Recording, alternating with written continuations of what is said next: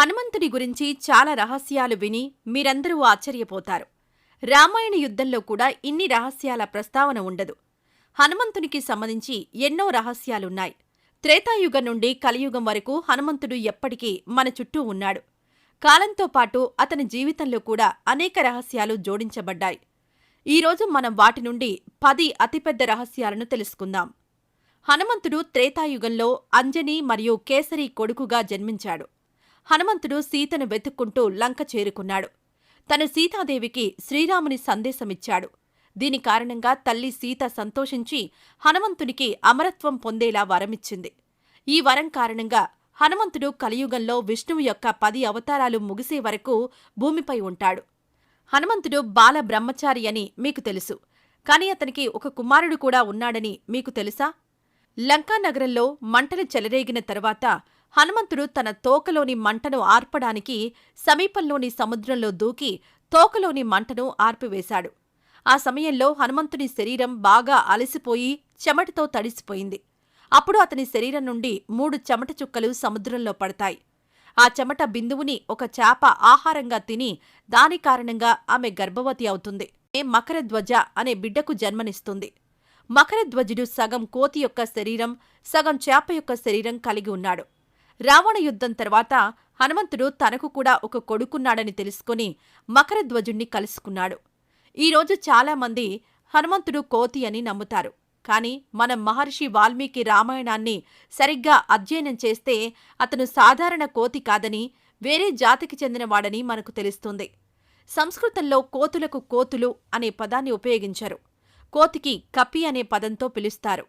ఈ విధంగా కోతులు ఒక జాతిగా మారాయి మరియు ఇప్పుడు కొత్త అధ్యయనాల్లో 2 నుండి 3 లక్షల సంవత్సరాల క్రితం అనేక జాతులున్నాయని నిరూపించబడింది.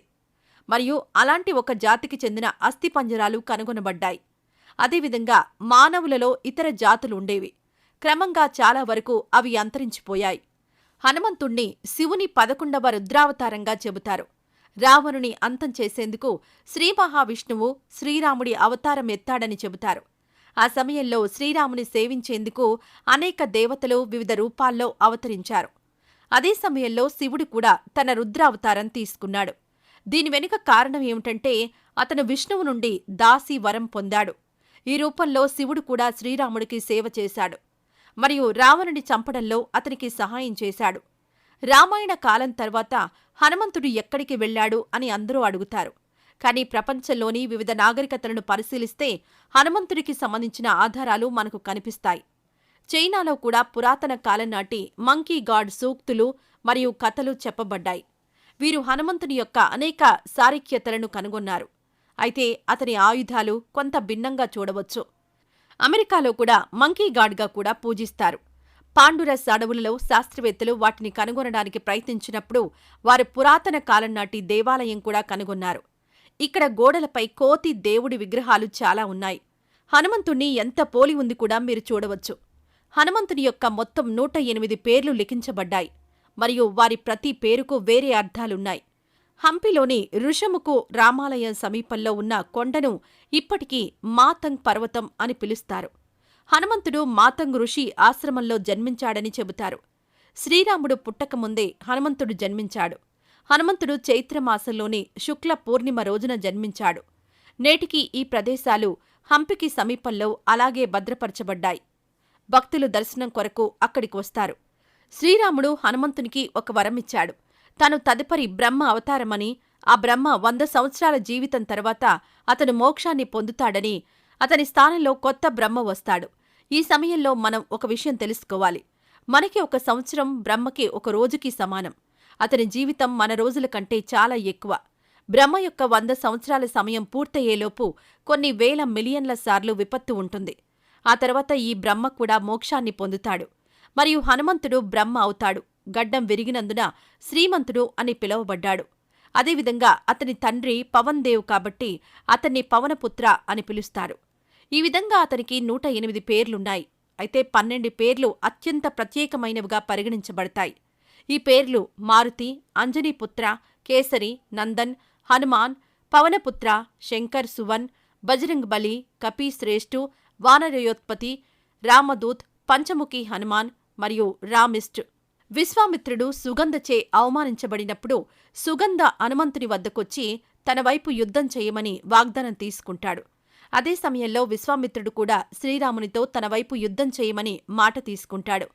ఈ కారణంగా శ్రీరాముడు మరియు హనుమంతుడు ఒకరిపైన ఒకరు తలపడాల్సిన అవసరం వస్తుంది. హనుమంతుడు అస్త్రశస్త్రాలను ఉపయోగించడు. కాని శ్రీరాముడు మాత్రమే వాగ్దానానికి కట్టుబడి అస్త్రాలను వదిలాడు. చివరికి శ్రీరాముడు బ్రహ్మాస్త్రం ప్రయోగించాడు. కాని హనుమంతుడు మాత్రం భూమి మీద కూర్చుని శ్రీరామ పారాయణం చేయడం మొదలుపెట్టాడు. ఈ కారణంగా బ్రహ్మాస్త్రం విఫలమైంది. ఇది చూసిన విశ్వామిత్రుడు తన తప్పును తెలుసుకుని యుద్ధం ముగించాడు. హనుమంతుడు గుర్తులు కేవలం రామాయణంలో మాత్రమే కాదు, మహాభారతంలో కూడా కనపడతాయి. ఒకసారి హనుమంతుడు అడవిలో విశ్రాంతి తీసుకుంటూ ఉండగా అదే దారిలో వెళ్తున్న భీముడికి హనుమంతుడు అడ్డుపడతాడు. భీముడు హనుమంతుణ్ణి అడ్డు జరగమని చెప్పగా హనుమంతుడు నీకు చేతనైతే జరపడానికి ప్రయత్నించు అని చెప్తాడు. కోపంతో భీముడు ప్రయత్నం చేసి విఫలమై తన మామూలు వానరం కాదని తెలుసుకుని అతడు హనుమంతుడని గ్రహించాడు. అర్జునుడి రథం యొక్క పతాకంలో హనుమంతుడున్నాడు. యుద్ధం అర్జునుడు రథం దిగినప్పుడు అతని రథం బూడిదైపోయింది. పెద్ద పెద్ద భయంకరమైన అస్త్రాలు కూడా హనుమంతుణ్ణి ఏం చేయలేకపోయాయి. హనుమంతుడు వెళ్లిపోవడంతో రథం బూడిదగా మారింది. సో ఫ్రెండ్స్, ఇవి హనుమంతుని యొక్క పెద్ద రహస్యాలు. హనుమంతుని కృప మనందరి మీద ఉండాలని కోరుకుందాం. మీరు వీడియో ఇంతవరకు చూశారంటే మీకు ఈ వీడియో నచ్చింది అనుకుంటున్నాను. ఈ వీడియో మీకు నచ్చితే ఒక లైక్ కొట్టండి, సబ్స్క్రైబ్ చేయండి.